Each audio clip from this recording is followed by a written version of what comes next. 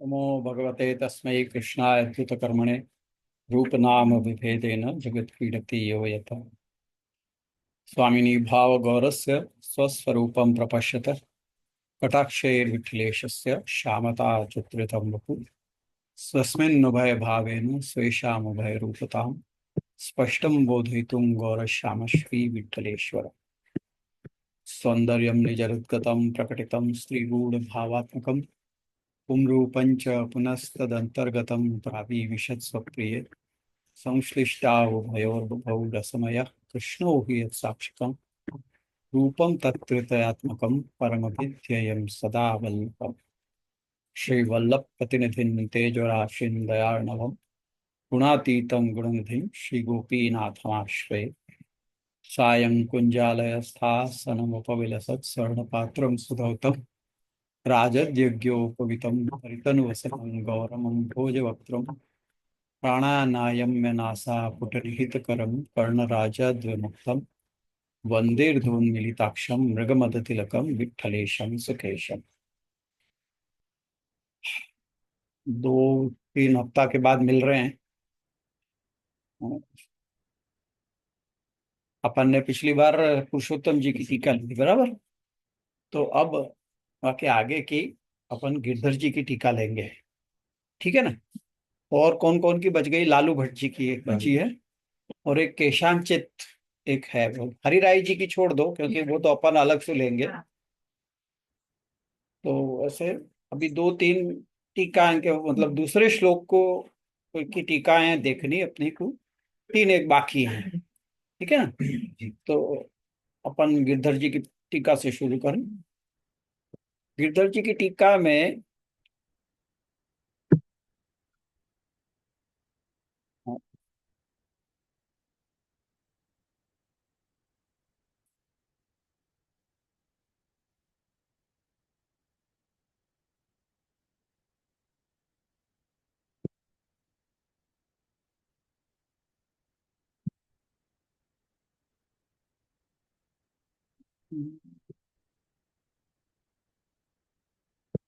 कहाँ गई?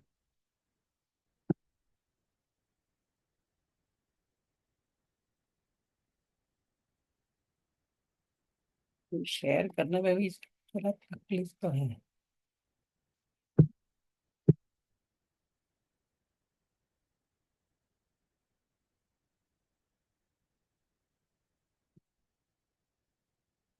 दिख रही है ऑनलाइन वाले? धनुष प्रणाम जय जय जी, देख रही है जय जय। दिख रही है ब्रह्म जी ये? जय जय। ठीक है ना। तो चलो अपन देखते हैं ये क्या आज्ञा कर रहे हैं वो।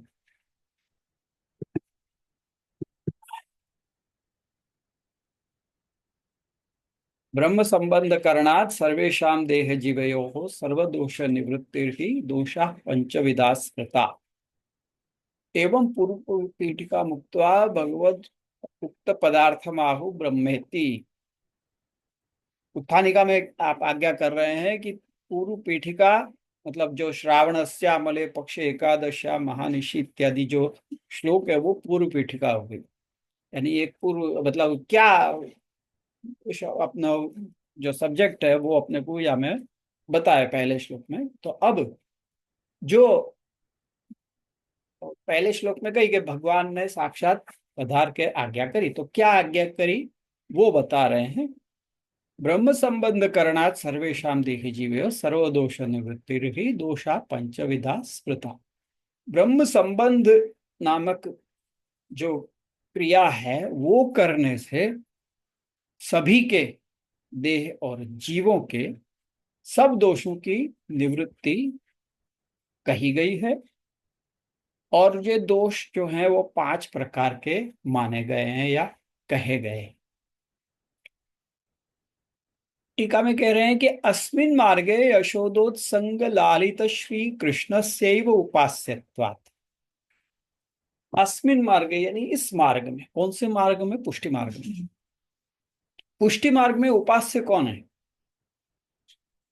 एकमात्र यशोदोत्संग लालित श्री कृष्ण। तो वही कह रहे हैं कि यशोदोत्संग लालित श्री कृष्ण से वो उपास्यत्वात्, अन्य कोई नहीं परंतु यशोदोत्संग लालित। इसका अर्थ क्या होता है? जब ये कह रहे हैं कि यशोदोत्संग लालित श्री कृष्ण उपास्य हैं, तो इसका अर्थ क्या हुआ? बाल स्वरूप बाल स्वरूप। वही कृष्ण जो नंदालय में क्रीड़ा करते थे यशोदा जी के गोद में। हम्म। जैसे वो चतुश्लोकी में आज्ञा करी ना, सर्वदा सर्व भावनीय भजनीयो व्रजाधिप। तो व्रजाधिप कौन है? यशोदोत्संग लालित। तो जो यशोदा जी के क्रोड़ में विराजते हुए जो श्री कृष्ण का स्वरूप है, वो श्री कृष्ण के अन्य स्वरूप यहाँ सेव्य नहीं है। इसका मतलब ये मत समझना कि मान्य नहीं है, सेव्य नहीं है।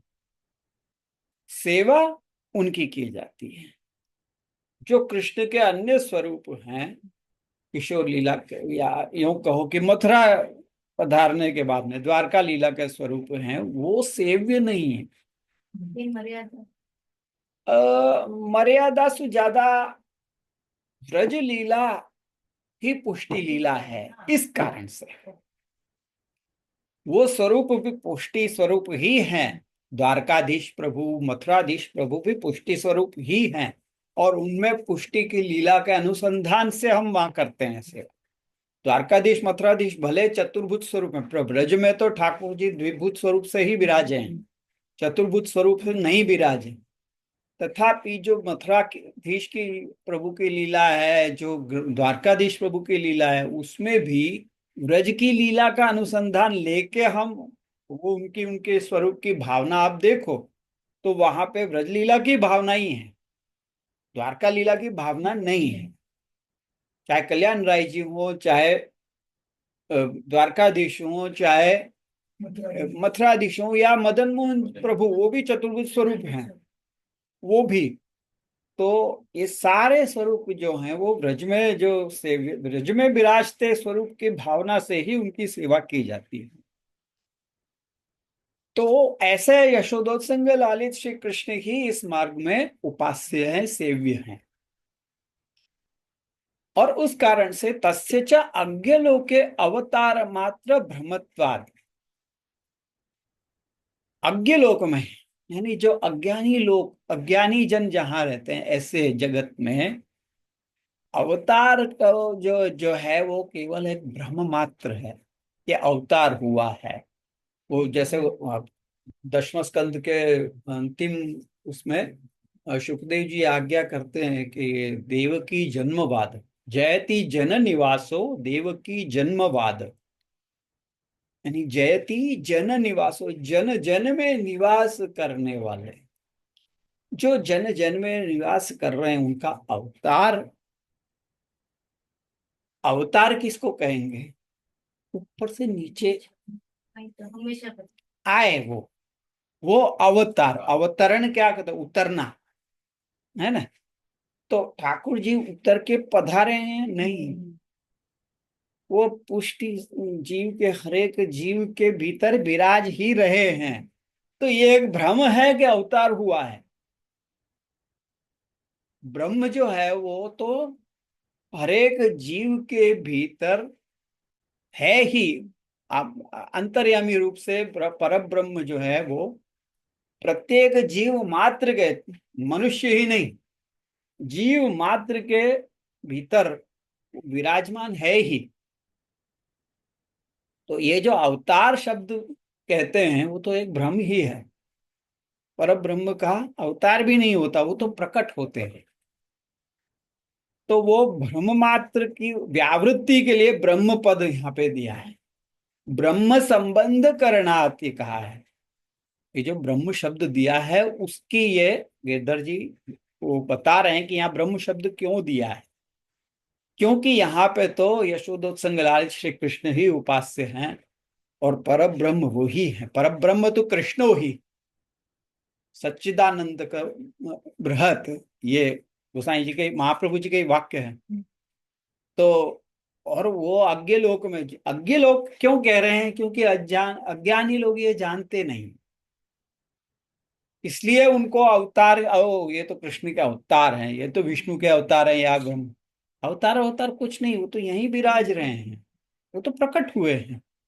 तो ये बताने के लिए ब्रह्म पद दिया गया है। अथवा, या ब्रह्म पद क्यों दिया है उसका एक और कारण बता रहे हैं। भगवद वाक्यार्थ कथनात्, भगवत वाक्यार्थ कथनात् वेदे इव अत्रापि ब्रह्म पदम। वेद क्या है? वेद क्या है? भगवद वाणी है। जो भगवद वाणी है वो वेद है। भगवद गीता को भी भगवद वाणी कहा जाता है। भगवद गीता भी वेद समान है, ये वेद तुल्य है। संपूर्ण वेद हम नहीं कहते, क्योंकि उसमें अर्जुन के भी वाक्य हैं, धृतराष्ट्र के भी वाक्य हैं, संजय उवाच भी हैं, इसलिए हम उसको संपूर्ण वेद नहीं कहते। वेद के समान मानते हैं, वेद तुल्य मानते हैं। तो जहां जहां भगवत वाक्य है वो वाक्य, वो सब वेद ही है। तो वैसे ही यहाँ पे भी साक्षात भगवता प्रोक्तम शब्द दिया, तो उससे ये सिद्ध होता है कि ये भी वेद तुल्य है, ये भी वेदवत है। तद व्यावृत अर्थम, अथवा हाँ, तथा च तेन ब्रह्मणा सह देव जीवयोर यह संबंध स्वमार्गीय निवेदनेन तदीयत्व संपादन लक्षण तत्कारणात् सर्वेषां देह जीव मात्राणां सर्वदोष निवृत्तिर्भवति। उससे क्या होता है? भगवद वाक्य, वेद वाक्य ये कहा, उससे क्या होता है कि ब्रह्म के साथ देह और जीव का जो संबंध है, उस पर ब्रह्म के साथ देह और जीव का जो संबंध है, वो स्वमार्गीय निवेदन के द्वारा, जब आचार्य चरणों के द्वारा इसका दान होने के बाद में जो निवेदन करवाया जाता है, उससे क्या होता है? तदीयत्व का संपादन होता है। जीव में भगवदीयता आती है, देह में भी भगवदीयता आती है। तदीयत्व संपादन लक्षण, ये तो मतलब स्वमार्गीय निवेदन से तदीयत्व का संपादन रूप लक्षण, ये ब्रह्म संबंध की क्रिया है। ब्रह्म संबंध की क्रिया क्या है? वो क्रिया के जिसमें निवेदन के द्वारा देह और जीव में तदीयता का संपादन होता है, वो ब्रह्म संबंध। तो ये उसका लक्षण है कि तदीयता का संपादन करवाता है। ये क्रिया जो है वो तदीयत्व का संपादन करती है, भगवदीय बनाता है। तो ऐसा करने से, इस क्रिया के करने से सर्वेशाम दैव जीव मात्राणाम, जो भी दैवी जीव हैं उन सभी के सब दोषों की निवृत्ति हो जाती है। तो दैव जीव मात्राणाम सर्वदोष निवृत्तिर भवति। सर्वपदेन देह जीवयोस्तद्धर्माणां तत्र संबंधीनां च सर्वेषां संबंधीनां यावन्तो दोषास् तेषां सर्वेषां निवृत्ति भवति। अब यहाँ देह जीवयो हो, यहां तक तो देखा अपन ने, सर्व दोष निवृत्ति कहा। तो ये सर्व शब्द क्यों बताया?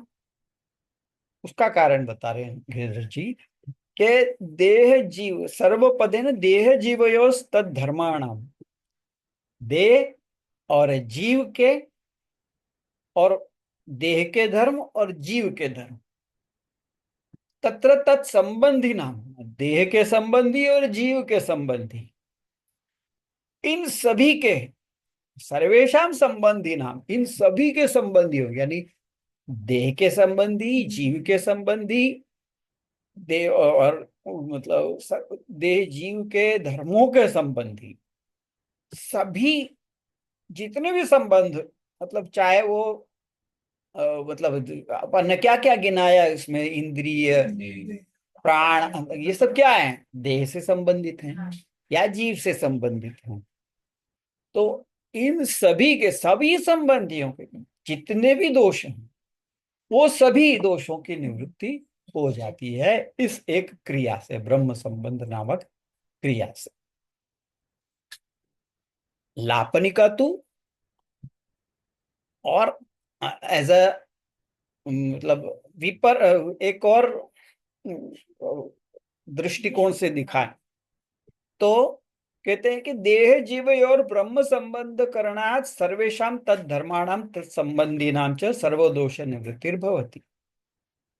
देह या फिर यह अर्थ ले लो कि देह और जीव दोनों का जो ब्रह्म संबंध करण किया जाता है उससे उसके धर्मों का, देह और जीव के धर्मों का और उससे उनसे संबंधितों सब के सब दोषों की निवृत्ति हो जाती है।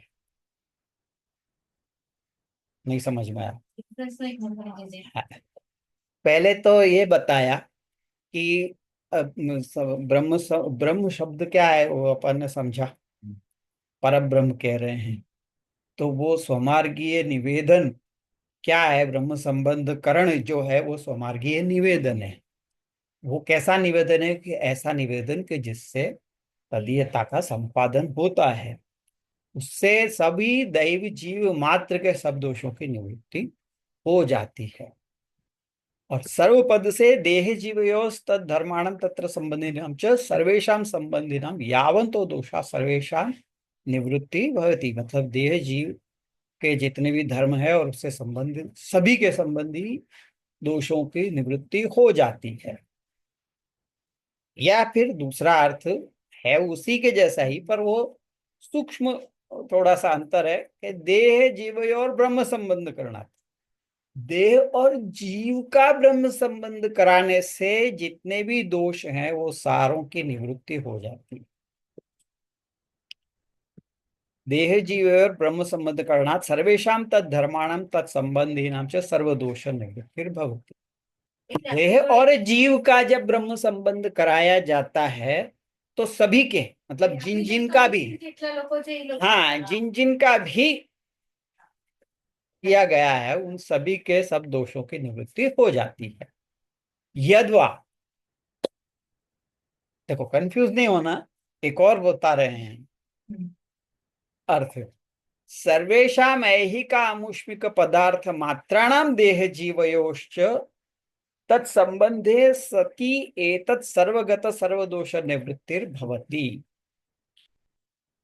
सर्वेषाम ऐहिका अमुष्मिक पदार्थ मात्राणाम, यानी सर्वेषाम कहने से ऐहिक और अमुष्मिक, ऐहिक और परलौकिक जितने भी पदार्थ हैं उनका देह जीव योश्च मात्राणाम देह, उन सबके देह और जीव का संबंध ब्रह्म से कराने से सब सब में रहे हुए सब दोषों की निवृत्ति हो जाती है। हाँ, चाहे जो इस्लोक संबंधी हो या परलोक संबंधी हो, सभी के देह जीव का जब उनसे संबंध कराया जाता है, ब्रह्म से संबंध कराया जाता है, तो सबके दोषों की निवृत्ति हो जाती है। शेषम उभयत्रापि पूर्ववत। बाकी सर्वदोष निवृत्ति ही दोषा पंचविधा स्मृता, ये सब दोनों मतलब जितने भी अर्थ के हैं उन सब में वो लागू हो जाएगा।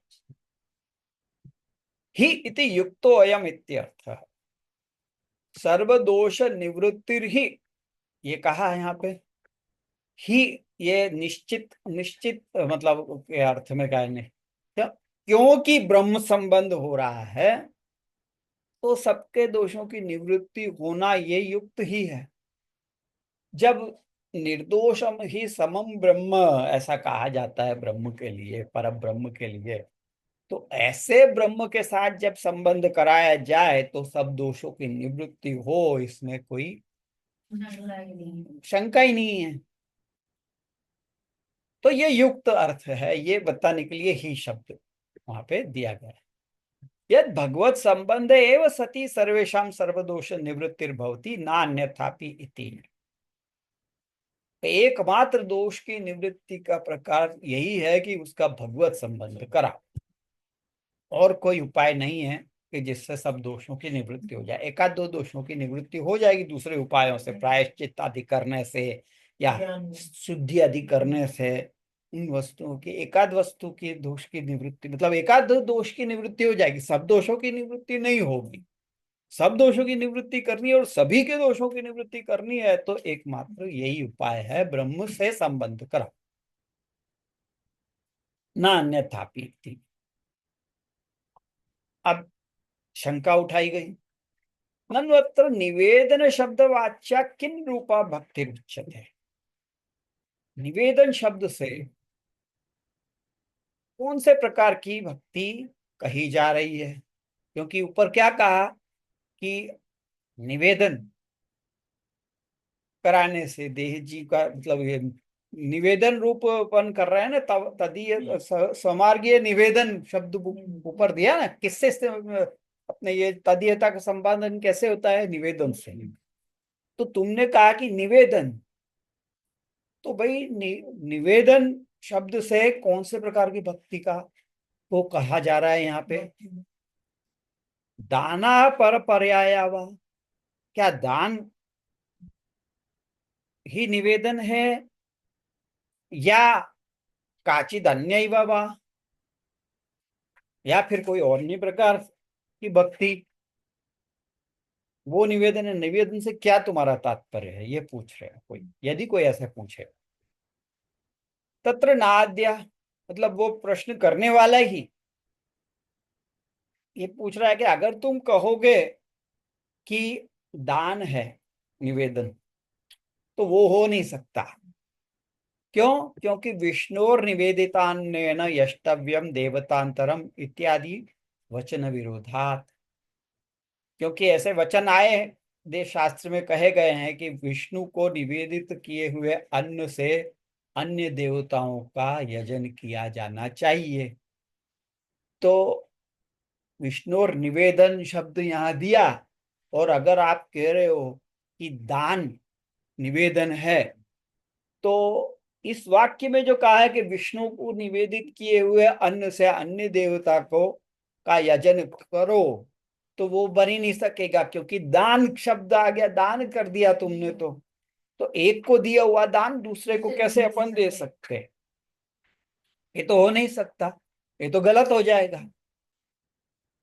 तो इस वचन का विरोध आता है अगर तुम कहोगे कि निवेदन यानी दान, तो वो हम ये सामने वाक्य रख के कह देंगे कि भाई ये इस कारण से हम वो बात नहीं मान सकते।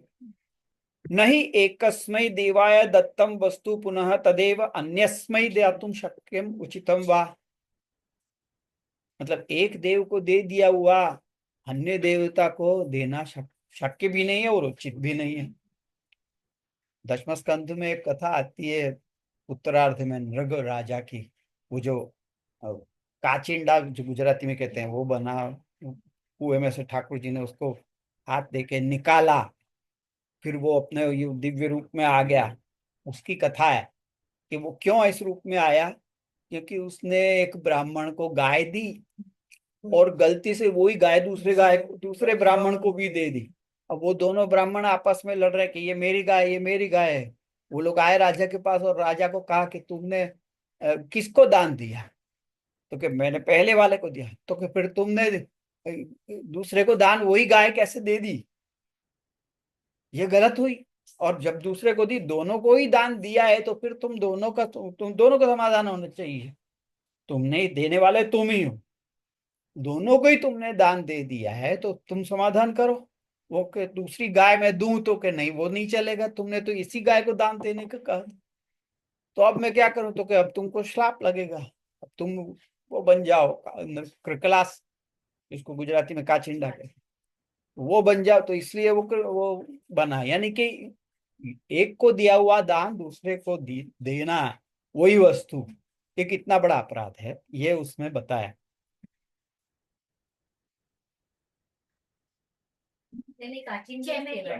कैमेलियन, वो गिरगिट।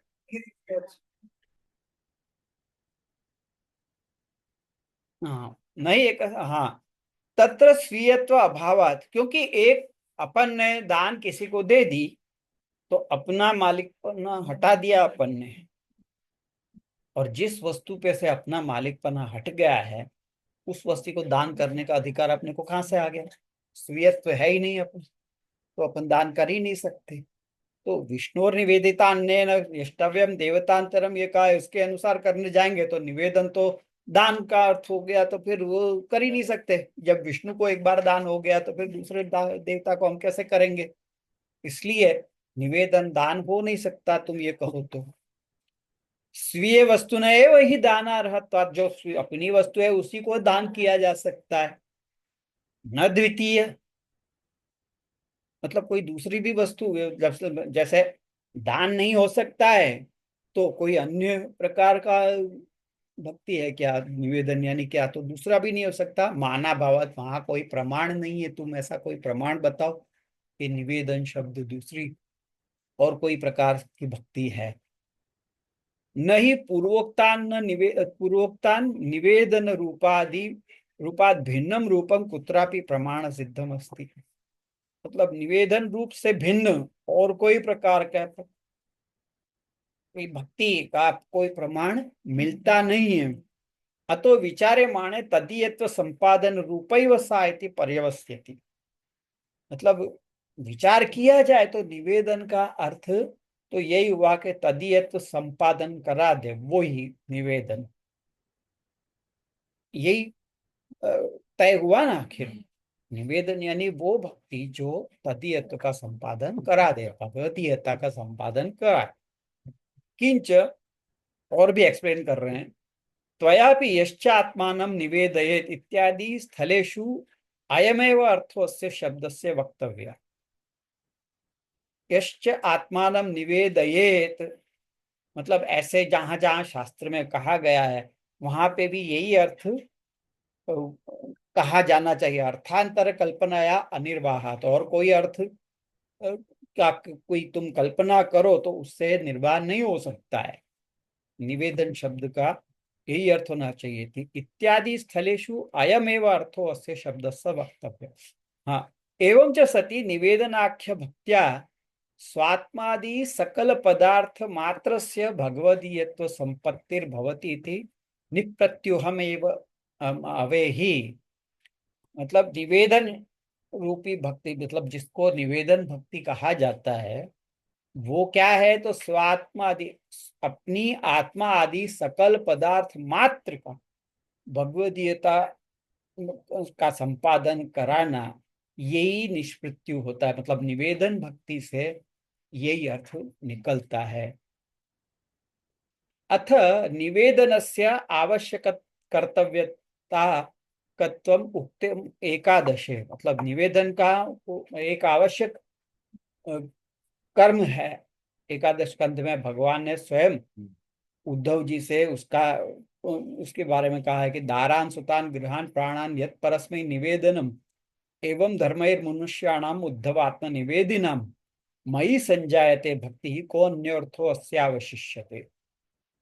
कि हे उद्धव, अपने दार सुत गृह प्राण, वो जो परस्मयी, जो परब्रह्म को निवेदन कर दे, इस प्रकार से मनुष्य का जो धर्म है, इसके द्वारा आत्मनिवेदन, यही इस प्रकार का धर्म ही आत्मनिवेदन धर्म है। और ऐसा करने से मेरे में भक्ति हो जाती है जब, तो उसके बाद और कोई पुरुषार्थ रह नहीं जाता है। इयंतु भक्ति प्रेम लक्षणा फल रूपा इति बोध्य। ये जो भक्ति है, निवेदन रूपी भक्ति, ये प्रेम लक्षणा है और फल रूपा भी। मतलब ये निवेदन कब करोगे? जब प्रेम होगा। किसी को अपन निवेदन करते हैं, अरे मेरा ही है ना, तेरा अपन जो भी जिसके साथ प्रेम होगा उसी के साथ अपन सब कुछ अपना शेयर करेंगे। जिसके साथ प्रेम नहीं होगा उससे साथ सब कुछ शेयर नहीं करेंगे।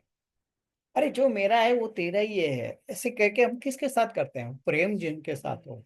तो यहाँ पे भी ठाकुर जी के साथ जब हम पर ब्रह्म के साथ में जब हम उनको निवेदन कर रहे हैं, तो वहां पे प्रेम लक्षण आ जाता है और वही फल रूप है। वो पर ब्रह्म, वो ब्रह्म के प्रति, भगवान के प्रति प्रेम उदित होना, वही फल रूप है। अन्यच्च तत्रैव, और भी प्रमाण बता रहे हैं, मर्त्यो यदा त्यक्त समस्त धर्मा निवेदितात्मा विचिकित्सितो में तदा अमृतत्वं प्रतिपद्यमानो मयात्म भूयाय च कल्पते वै। ये भी वही एकादश स्कंद का ही वाक्य है कि मनुष्य जब अपने समस्त धर्मों को त्याग कर निवेदित आत्मा हो जाता है तो तदा अमृतत्व प्रतिपद्यमान मयात्म भूयाय च कल्पते वै, तब वो अमृतत्व को प्राप्त करता है, अमरता को अमरत्व को प्राप्त करता है। यानी अपने अमरत्व को प्राप्त करता है, इसका मतलब यह है कि जन्म मरण के फेर से वो छूट जाता है, मुक्त हो जाता है। किंच, और भी कह रहे हैं, भगवत भक्तेर बहुविधत्वेपि श्रवणादि नव विधाया एव मुख्यत्वेन प्रेम लक्षणा साधनत्वेन सर्वथा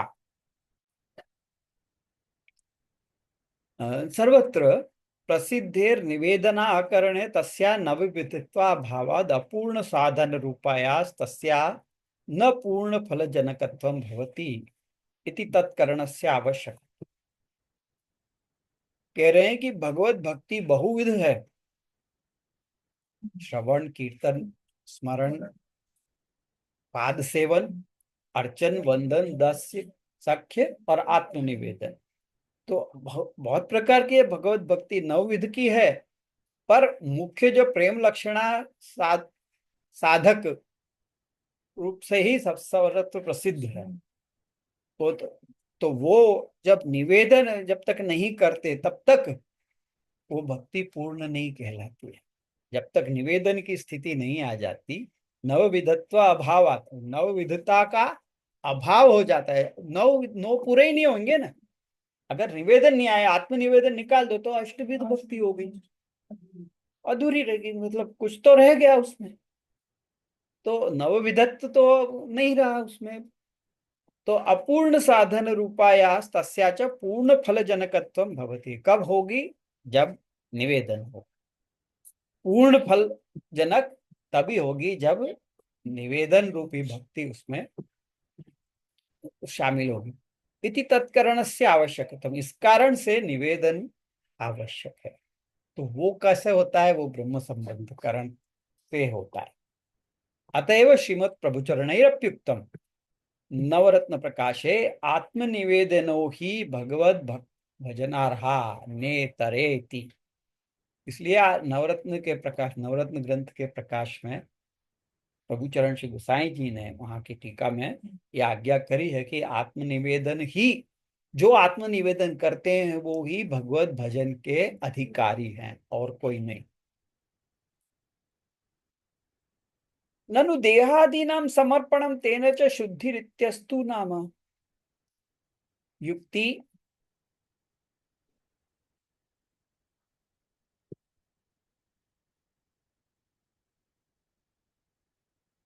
यहाँ पे पूरा हो गया है क्या? अगले श्लोक के है प्रारंभ।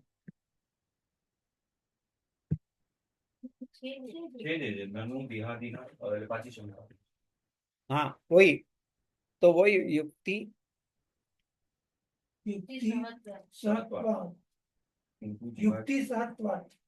सहत्वा, एक मिनट, हाँ युक्ति सहत्वात्,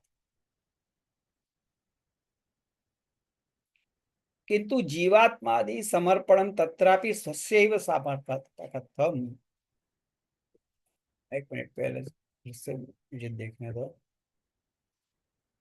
ननु देहादीनां समर्पणम तेन च शुद्धिरित्यस्तु नाम, मतलब देहादि का समर्पण और उससे शुद्धि भले हो, युक्ति सहत्वात्, किंतु जीव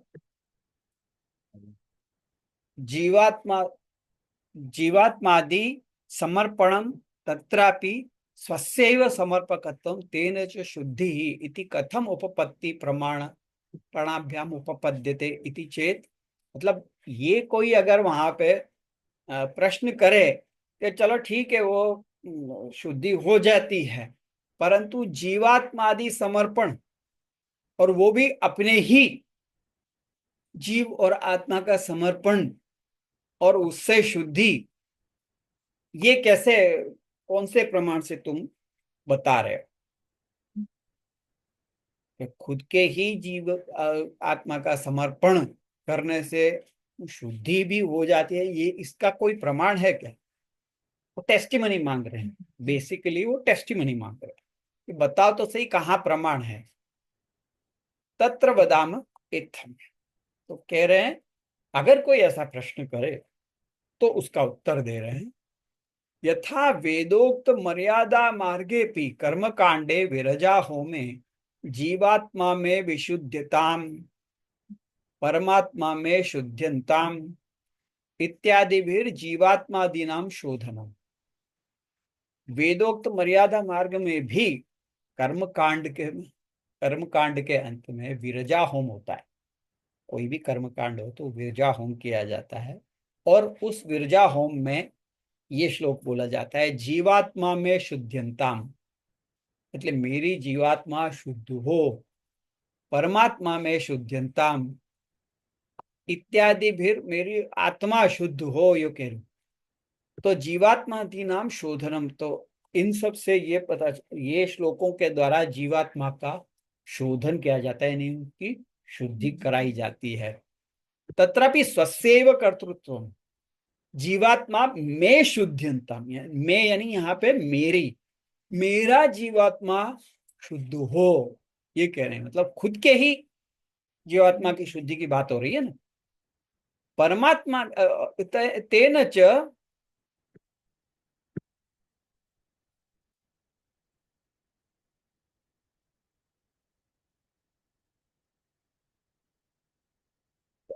हाँ, तेन च शुद्धिरपि भवति इत्यादि विधीयते, तो उससे शुद्धि भी होती है ये भी कहा जाता है, ये ऐसी विधि बताई गई है। ज्ञान कांडे तो कर्म कांड की बात हो गई। अब ज्ञान कांड में भी कह रहे हैं कि पुनर्महावाक्येन जीवस्य ब्रह्मैक्य बोधनम तेन च तस्य तदुपपत्तिर इत्यपि तैरुच्यते। जब महावाक्य कहा जाता है ज्ञान कांड में, महावाक्य किसको कहते हैं? कि गुरु शिष्य को कहता है कि तत्त्वमसि, तत्त्वम असि, तत् यानी परब्रह्म, तू वो है, ये कहता है। मतलब हाँ, वो फिर ब्रह्म का बोध कराता है। तो वो क्योंकि योगी ने इस प्रकार से वो शुद्धि, आत्मा की शुद्धि, जब वहां ऐसे ज्ञान कांड में कहते हैं, ज्ञान मार्ग में कहते हैं कि जब गुरु उपदेश जब प्राप्त होता है उससे आत्मा की शुद्धि होती है। तो जब ये गुरु जब कान में उसके बोलता है कि तत्त्वमसि, उससे उसके आत्मा की शुद्धि होती है। ये वहां पे कहा गया है, ऐसे विधि है ऐसी। तथैव अस्मिन् अपि मार्गे, तो उसी प्रकार इस मार्ग में भी जीवात्मा की शुद्धि इस प्रकार से होती है। तथा ही तस्माद,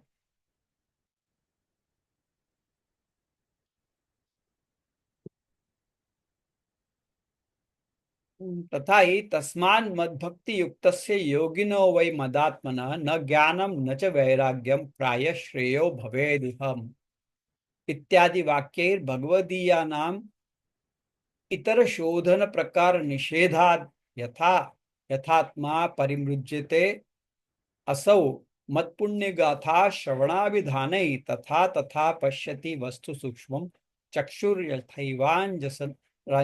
यथैवांजन संप्रयुक्तम। तो कहते हैं कि तस्माद मद भक्ति युक्त से, ये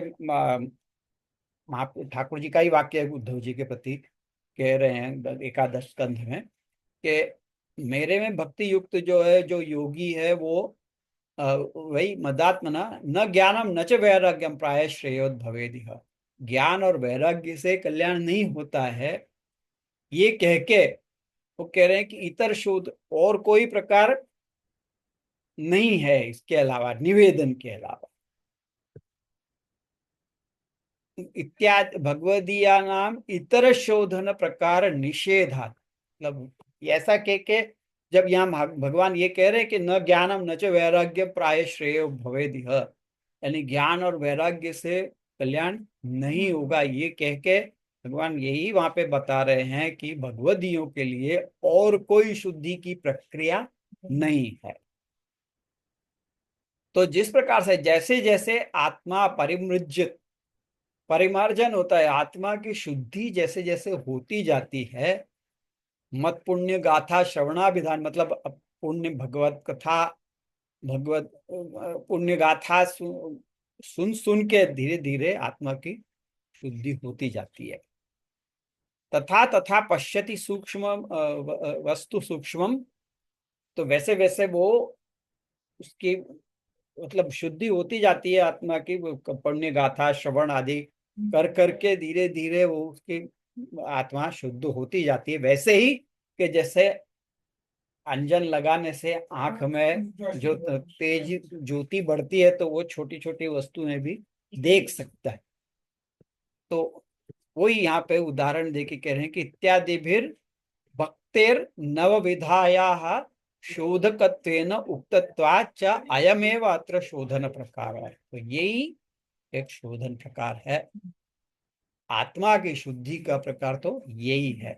श्रवण आदि इत्यादि भक्ति सब वो सब कर ली, फिर लास्ट में निवेदन, आत्मनिवेदन, ये सब जब तक नहीं होता है तब तक शुद्धि नहीं होती है। इति तथैव अत्र निरूपितम इति सर्वम अवधातम। तो इस प्रकार से ये सब, ये जो शंका उठाई कि भाई ये कहाँ प्रमाण है, तो ये प्रमाण सब दिए। क्योंकि प्रमाण कहाँ से आएंगे, पुष्टि मार्ग के प्रमाण कहाँ से अपन ढूंढेंगे, भागवत से ही ढूंढेंगे ना।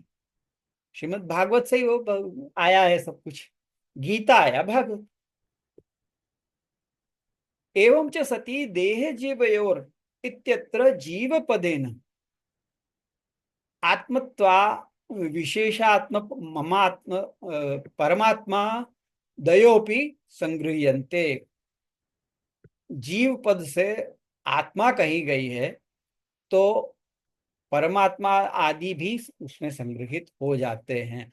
अतस्तेषाम अपि समर्पणम भवत्येव इति युक्तमेव। परमात्मा में शुद्धंताम जैसे कर्मकांड में कहा है, तो वहां आत्मा कही तो वो परमात्मा का भी शोधन पे हो गया।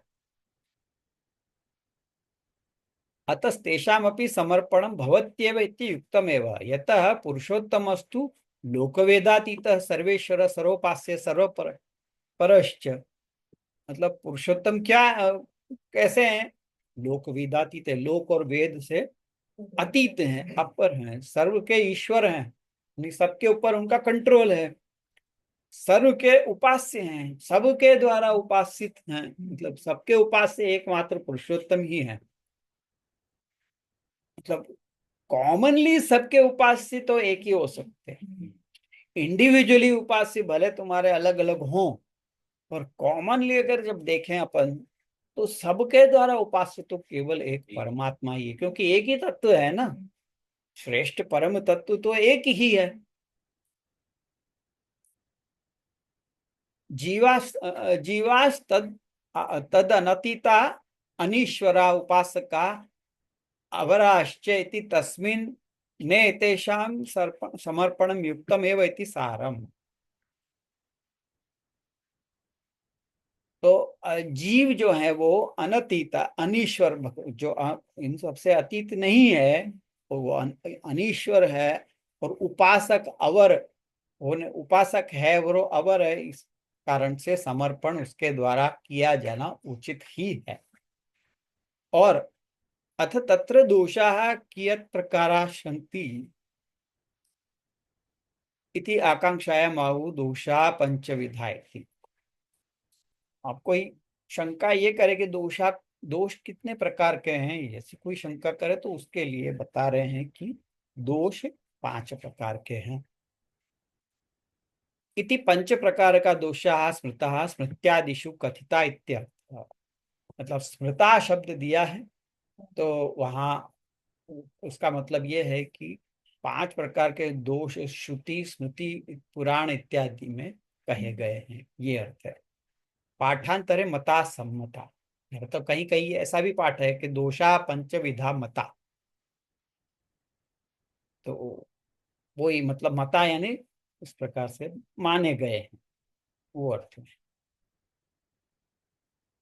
तो अब आगे के श्लोक के वो बता रहे हैं कि तानेव पंच विधान गणयंती सहजायती, उसकी उत्थानिका है। तो यहाँ पे गिरधर जी की ये दूसरे श्लोक की टीका समाप्त होती है। तो आज अपन यहीं गिरधर जी की ही टीका ले पाएंगे, लालू भट्ट जी की, और जो बाकी रह गई ये वो शायद अगले ठाकुर जी की कृपा से अगले सेशन में हो जाए। तो ये प्रकार से गिरधर जी की टीका आज अपन ने देखी। अगले शनिवार को अपन लालू भट्ट जी का, अगले शनिवार कुछ है तो नहीं ना? हाँ? फूलना श्रृंगार फूलना श्रृंगार। हाँ, बाकी થઈ જશે तो ठीक है, देखते हैं। नहीं तो फिर अब उसके बाद तो फिर मैं वहां आऊंगा। હવે એવું હોય તો ઓનલાઈન हाँ, ऑनलाइन कर सकते हैं, टाइमिंग थोड़ा सा चेंज हो जाएगा।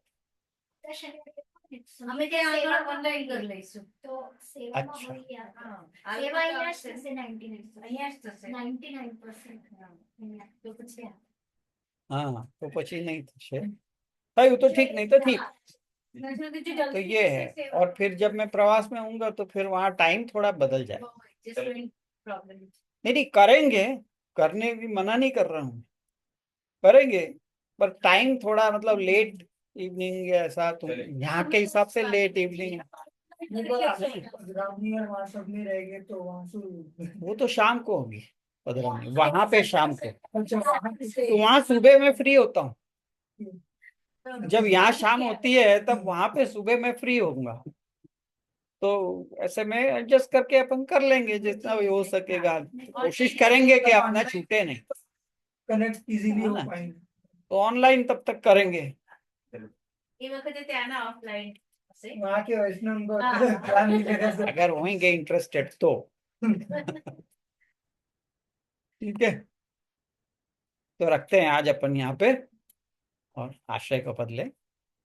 दृढ़हीन चरणन केरो भरोसो, दृढ़हीन चरणन के, श्री वल्लभ नख चंद्र छटा बिन, सब जुग माझ अंधेरो भरोसो, दृढ़हीन चरणन के, साधन और नहीं आकल में, जासो हो अनिवेश, सुर कहा कहे विविध आंध्रो, बिना मोल को चेरो भरोसो, चरणन के,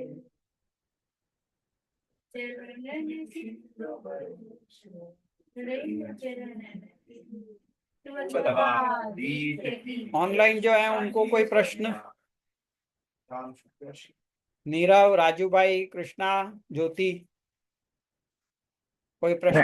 दंडवत देते दंडवत देते काही काही काही बहुत सुंदर समझाया। सरस। ज्योति सब ठीक है? तो अगले शनिवार मिले। कृष्णा, नीरव, जी धन्यवाद, प्रणाम जी जी कोई प्रश्न नहीं, खूब सुंदर। चलो ठीक है, चलो तो फिर रखते हैं। मिले जी, धन्यवाद प्रणाम। धन्यवाद। आशीर्वाद।